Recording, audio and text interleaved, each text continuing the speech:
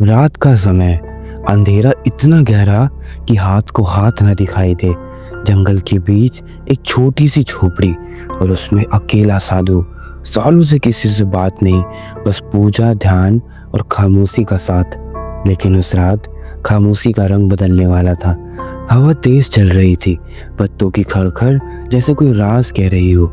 फिर आई एक आवाज, पतली, हल्की लेकिन ठंडी, ऐसी जैसे किसी ने गर्दन पर बर्फ रख दी हो। बचाओ, बचाओ। आवाज इधर से उधर, कभी खिड़की के पास, कभी दरवाजे के पीछे। 1 घंटा, 2 घंटा साधु चुपचाप। दिल तेज धड़क रहा था लेकिन पैर बाहर निकालने की हिम्मत नहीं थी।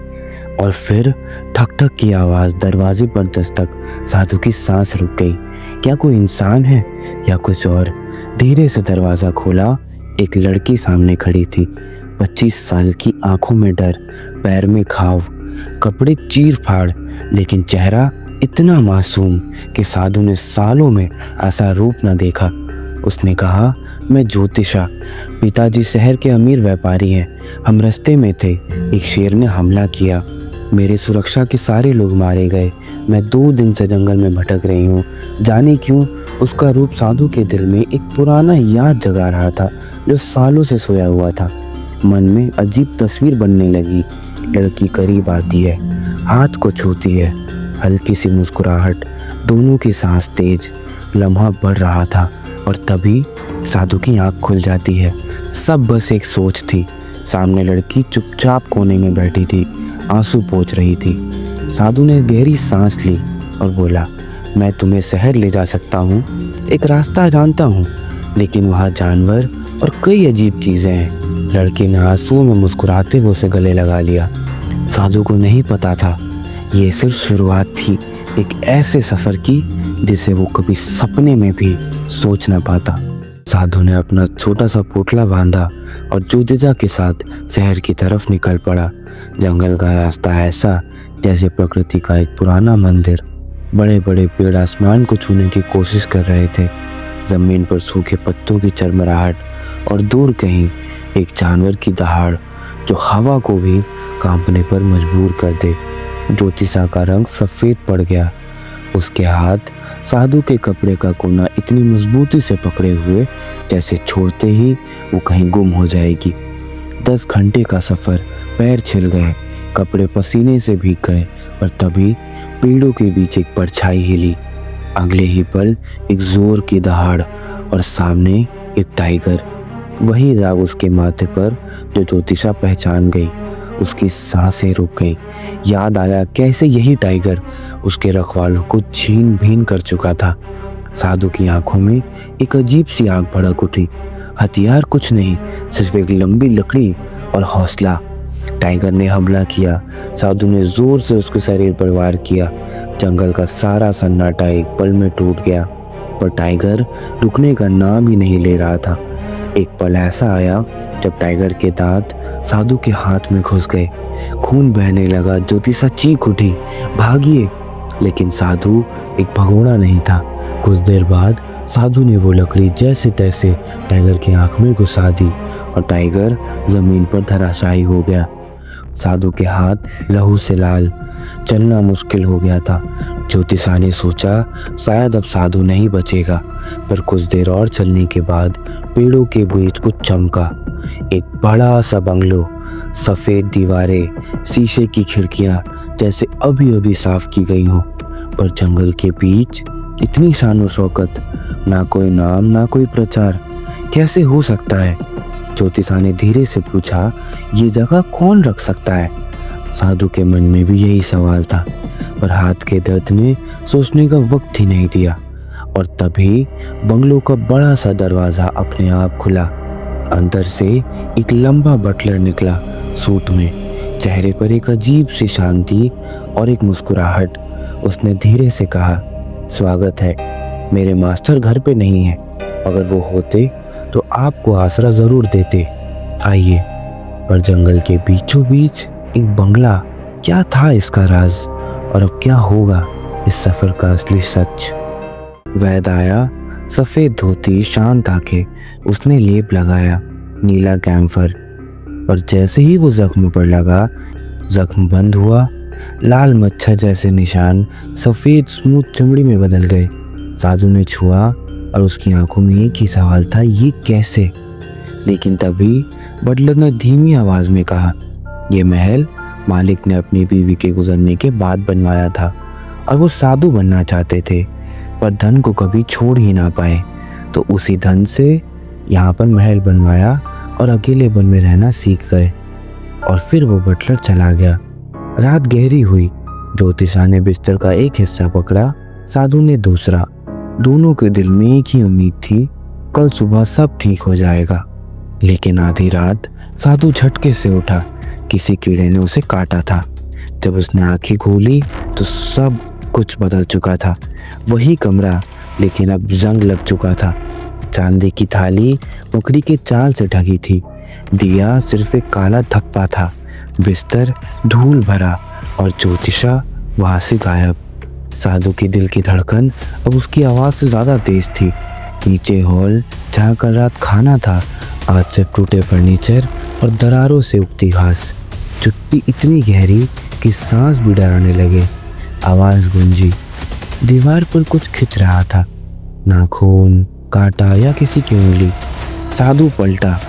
उसने अंधेरे कोने की तरफ देखा और वो दिखा, एक शरीर सड़ा हुआ। हड्डियां चमड़ी के अंदर से बाहर निकल रही थी, लेकिन चेहरा एक नौजवान का। चमकते बाल, चमकती आंखें, होठों पर एक मुस्कुराहट, जैसे उसने कुछ जीत लिया हो। आंखों में अजीब सी चमक थी। वो बोला, मैं अमर बनने के लिए खूबसूरत औरतों की आत्मा खाता हूँ और मेरा अगला शिकार है ज्योतिषा। और उसी वक्त वो शख्स गरजता है, वो टाइगर तुमने मारा, वो मेरा पालतू था। अब तुम दोनों को मैं जिंदा नहीं छोड़ूंगा। साधु का रंग उड़ गया, लेकिन उसने तुरंत अपना स्वभाव बदला। डर दिखाने के बजाय उसने उस भूत की तारीफ शुरू कर दी। अरे वाह, क्या सुंदर रूप है आपका। आपकी आंखों की चमक तो सितारों से भी तेज है और आपकी शक्ति का तो कोई मुकाबला ही नहीं। आप तो असली जंगल के राजा हो। एक पल के लिए खुद खामोश था, फिर धीरे से उसके चेहरे पर गर्व की हल्की सी मुस्कान उभरी, जैसे उसे पहली बार किसी ने पहचाना हो। भूत हंसा। साधु, तू मुझे पसंद आया। मैं तेरी एक इच्छा पूरी करूंगा। बोल, तू क्या चाहता है? साधु ने बिना सोचे बोला, मुझे ज्योतिषा चाहिए। भूत की आंखों का रंग बदल गया। उसने शर्त रखी, 3 पहेलियां पूछूंगा, लेकिन एक भी गलत हुआ तो तुम दोनों हमेशा के लिए यहीं कैदी हो जाओगे। पहला सवाल, वो क्या है जो बांटी जाए तो मर जाती है, पर छुपाई जाए तो हमेशा जिंदा रहती है? साधु की आंखों में चमक। उसने तुरंत कहा, राज। दूसरा सवाल, वो कैसी दौलत है जो बांटने से कम नहीं होती बल्कि बढ़ती रहती है? साधु ने धीरे से मुस्कान दी और कहा, ज्ञान।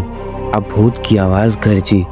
तीसरा सवाल, वो क्या है जो पहाड़ों से भी भारी है लेकिन कभी दिखती नहीं? साधु ने आंखें बंद की और चुप से कहा, पश्चाताप। अगले ही पल ज्योतिषा उसके पास खड़ी थी। भूत की गरजती आवाज अब गुनगुनी हो चुकी थी। तुम जीत गए, जाओ। लेकिन जाने से पहले उसने एक और बात कही, साधु, अब तू मुझे बहुत पसंद आया। ज्योतिषा को उसके घर तक छोड़कर तुम्हें वापस मेरे पास आना होगा। साधु ने सर हिलाया हाँ की तरफ और ज्योतिषा का हाथ पकड़ा और दोनों जंगल के अंधेरों में गुम हो गए। साधु और ज्योतिषा आगे का रास्ता सोच रहे थे, तभी हवा को चीर कर 2 आवाज सुनाई दी, ज्योतिषा, ज्योतिषा। साधु तुरंत संभल गए। 2 आदमी चिल्ला रहे थे। साधु ने शांत स्वर में पूछा, तुम लोग किसको ढूंढ रहे हो? उन्होंने कहा, सेठ की बेटी ज्योतिषा को, वो खो गई है। सेठ ने 500 आदमियों को जंगल और शहरों में भेजा है और जो उसे लाएगा उसे सेठ इनाम देंगे। साधु ने सिर्फ इतना कहा, मैं मदद कर सकता हूँ, मुझे सेठ तक ले चलो। कुछ घंटे बाद महल के दरवाजे खुले। ज्योतिषा को देखकर सेठ दौड़ पड़े। बाप बेटी गले लगकर रोए। महल में शोर मच गया, शहनाई, तालियां, खुशी के नारे। सेठ ने आंसुओं के बीच साधु के चरण छुए। बाबा, आपने मेरी दुनिया मुझे वापस की है। जिंदगी भर आपका एहसान नहीं भूल पाऊंगा। उस रात दावत हुई। पटाखे, रोशनी, मिठाई, नाच गाना, हर तरफ बस जश्न ही जश्न। साधु को इज्जत मिली, आराम मिला। भोजन के बाद वो शांत होकर एक कमरे में सो गए। लेकिन आधी रात एक छोटा सा कीड़ा उनके हाथ पर काटा। साधु की आंख खुली और जो उन्होंने देखा उसे देख उनका जिस्म कांप गया। वो ना तो सेठ का महल था, ना कोई पटाखे या शहनाई का जश्न। वो वापस थे उसी भयानक भूत बंगले में। ठंडी हवा, टूटी हुई दीवारें, छत से लटके मकड़ी के जाले और एक खामोशी जो कानों को चीर डाले। साधु की सांसें तेज हो गई और एक सच उनके दिमाग में बिजली की तरह घूम गया। जिस दिन मैंने भूत से 3 सवालों के बदले ज्योतिषा को मांगा था, उसी दिन से वो भूत मुझे अपने जाल में लपेट चुका था। ज्योतिषा की आत्मा तो कब की निगल ली गई होगी और मैं हमेशा के लिए इस श्रापित महल में कैद हो चुका हूँ। उनके चेहरे पर एक ठंडी सी मुस्कान चिपक गई, जैसे अपने ही दर्द का मजाक उड़ा रहे हो। घंटों तक वो बस हंसते रहे, खुद को तोड़ते रहे और उसी मुस्कान के साथ हमेशा के लिए एक लंबी नींद में खो गए।